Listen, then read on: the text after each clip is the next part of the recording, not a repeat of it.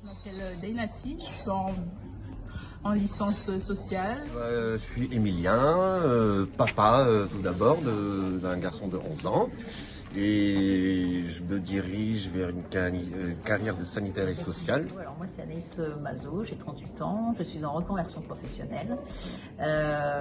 J'étais dans l'industrie e-commerce avant, donc rien à voir. Et en fait, j'aimerais bien me lancer dans le social, l'éducation et sociale en tout cas. Je m'appelle Héloïse Guérino et pour moi c'est une toute première fois d'être animatrice dans ce genre de cadre-là. Je fais des ateliers de théâtre, parce que je fais du théâtre.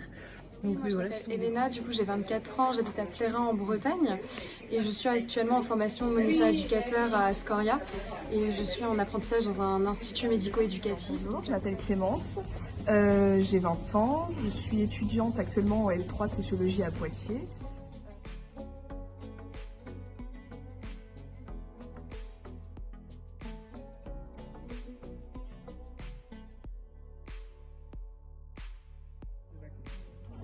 Être à disposition des vacanciers, répondre à leurs besoins tout en s'adaptant à la personne, l'écouter et surtout être présent et accueillir ses émotions comme on peut et veiller à l'autonomie de la personne et à son bien-être émotionnel, physique, hygiénique et tout ça. Pour moi, un animateur, principalement, il doit faire passer de bonnes vacances aux vacanciers. On est là pour organiser leur quotidien, pour pas qu'ils aient ça à se préoccuper, pour être souriant. Le matin, quand tu te lèves, voilà, si tu te lèves le matin, t'as pas le sourire, tu vas pas donner le sourire à tes vacanciers. Je pense que c'est celui qui anime, donc c'est celui qui favorise le contact, la communication. C'est très polyvalent, c'est-à-dire qu'on est autant dans la recherche donc pour les activités que dans le lien avec les personnes, si elles ont envie de discuter, si elles ont envie de faire des activités pour répondre à leurs besoins.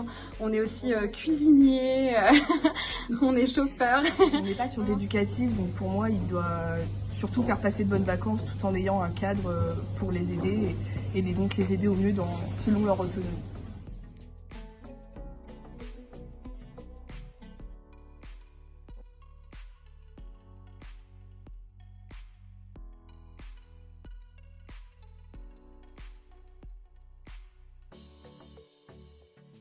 Toujours aimé aider et d'ailleurs je fais beaucoup de bénévolat à côté et comme je suis étudiante, la vie étudiante est un peu compliquée.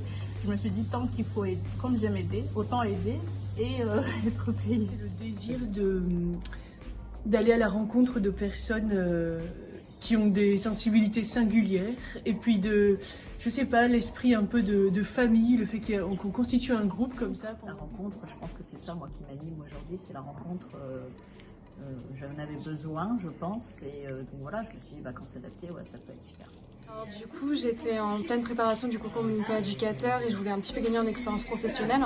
J'avais déjà un petit peu d'expérience avec des adultes en situation de handicap moteur et j'ai vu une affiche en fait sur Facebook qui recherchait des animateurs en fait de séjours adaptés. En fait, c'est carrément ce qu'il me faut pour découvrir un nouveau public, acquérir des compétences et des connaissances. Et je me suis dit pourquoi pas. De l'autonomie, déjà, être à peu près autonome pour se gérer soi-même, pour pouvoir aussi gérer les autres, les aider et avoir assez d'empathie, je dirais, pour pouvoir être capable de se mettre à la place de la personne et comprendre les émotions. Il faut être assez mature et avoir assez de recul pour pouvoir justement repérer ces émotions-là et guider la personne au mieux et l'accompagner au mieux. Pour moi, il doit être organisé. Parce qu'il y a beaucoup de choses auxquelles il faut penser, on a une certaine responsabilité par rapport déjà à la conduite, donc on a comme des personnes avec nous, des personnes de plus en situation de handicap. Pour moi, ça doit être quelqu'un de sérieux, engagé, il faut de l'engagement pour travailler avec des personnes handicapées, parce qu'il y a des trucs qu'on est amené à faire qui sont pas très agréables, les toilettes, ce genre de choses.